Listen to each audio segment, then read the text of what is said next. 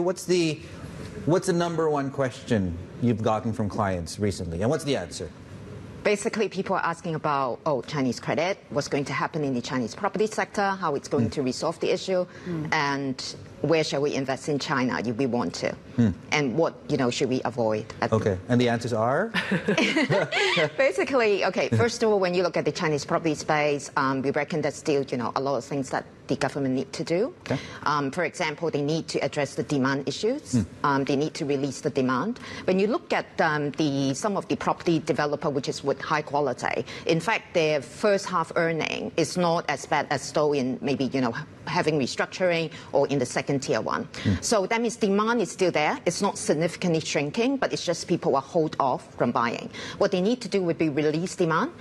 They can like go into, say, for example, the mortgage buyer side, that lower the rate, also encourage, say, reduction in down payment, etc., etc. The other would be, they also have to address the issue of refinancing of these property developer. High quality, definitely no problem because they can go for the onshore market. But if you're talking about the second tier or restructuring one, they need to go for the bank loan, bank support. So that part, government need to do a few measures. Recently, we see a reduction of the LPR 1 year, but disappointment on the 5 year. But I guess they just try to make sure that the bank's interest margin wouldn't be squeezed substantially. So that's the main reason. So I think going forward, the government would try to be very targeted in terms of measures to help the property developer. Talking about is it still investable? What should we sort of be cautious? Definitely, it's still not a way to invest in Chinese property sector. But on the other hand, China tech names is still something that we can look into because they are with high investment grade, cash rich, no leverage. On the other hand, there's something that we need to be sort of closely monitor or be cautious about.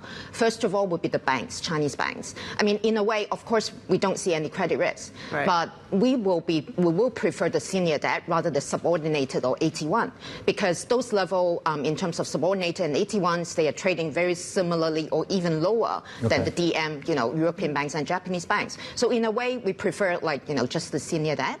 The other thing would be the asset management company, the big four, right? They are state-owned, they are, like with government support, but at the same time, they will be taking care of all those distress debts from the Chinese banks. So their valuation at the moment could be looked not particularly attractive, and there could be further downside. The other would be the last one, would be a leasing company, because they are also monitoring the economic activity in the market. So where do you see the biggest debt risk right now? Do I focus on trusts, the shadow banking industry, or is it LGFVs? Okay, LGFVs, I think, government did quite a bit of measures recently. As you guys reported that, the onshore market, they did the new issues, multiple times oversubscribed, which is, a very encouraging sign. But onshore and offshore market are quite different. So all these LGFV can go to the onshore market, but not for the offshore market at the moment. So I think LGFV-wise, on the onshore market, addressing the refinancing issue, they should be okay in a way. But offshore market, that would be different because talking about the yield of 6 to 7%, why people, go into that in the offshore market. So I think it's something different. I think the focus definitely would be more on the issues on the trust itself. But we think that the government is actually making some measures in order to try to have a systematic risk going forward. So do you see defaults? No, clearly, but won't you see perhaps the government instituting kind of a system where they can write down a lot of this LGFV debt, if you will?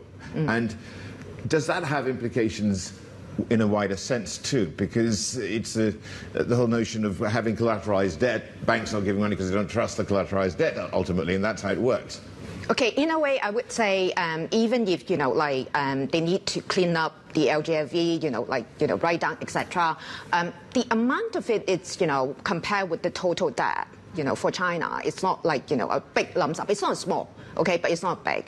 But definitely that would have an impact on the Chinese bank in terms of their balance sheet. But as I said, we will prefer the senior rather than subordinated and AT1, and the one for the asset and management company, AMC, that could be impacted. Yeah.